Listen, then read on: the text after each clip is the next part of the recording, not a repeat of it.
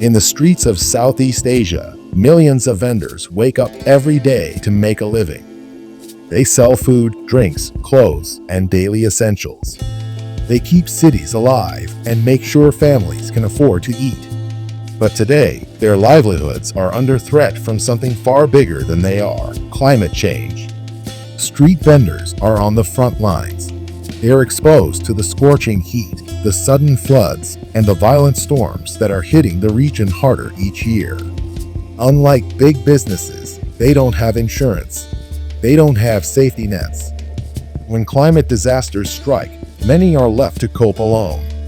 A new report by Streetnet International and Oxfam shows just how serious the problem is.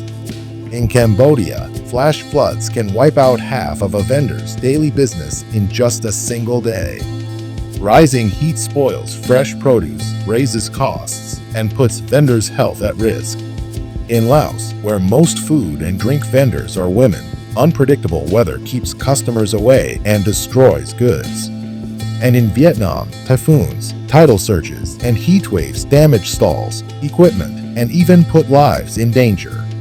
These challenges are not just about lost income, they're about health and survival. Extreme heat can cause dehydration, fatigue, and even heat stroke. Floods and storms ruin not only merchandise, but also the small savings many vendors depend on. And because their work is informal, they often get no government support, no subsidies, and no compensation. Women street vendors face even more obstacles. Many juggle caregiving and household responsibilities on top of running their stalls. Heat waves, flooding, and illness make their already heavy burdens even harder. Without mobility support, childcare, or financial assistance, it's nearly impossible to recover from climate shocks. Despite the odds, vendors are finding ways to adapt. They buy tarps to protect their goods, adjust what they sell depending on the weather, and rely on family, friends, and unions for support. But these solutions only go so far. They can't stop the bigger cycle of poverty and vulnerability that climate change is making worse. The report makes one thing clear: street vendors need recognition, protection, and support. That means formalizing their work, giving them access to clean water, electricity, and safe vending spaces. It means offering financial help like grants or microloans so they can recover after disasters. And it means creating policies that recognize the unique challenges women vendors face, from mobility to childcare. Street vendors are essential.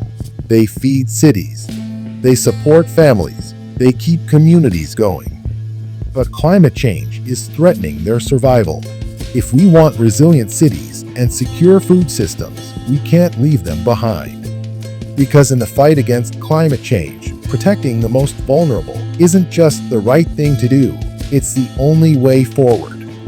If you found this video helpful, please give it a like, hit subscribe, and follow our channel for more conversations about climate concepts and everyday life. Thanks for watching, and we'll see you in the next one.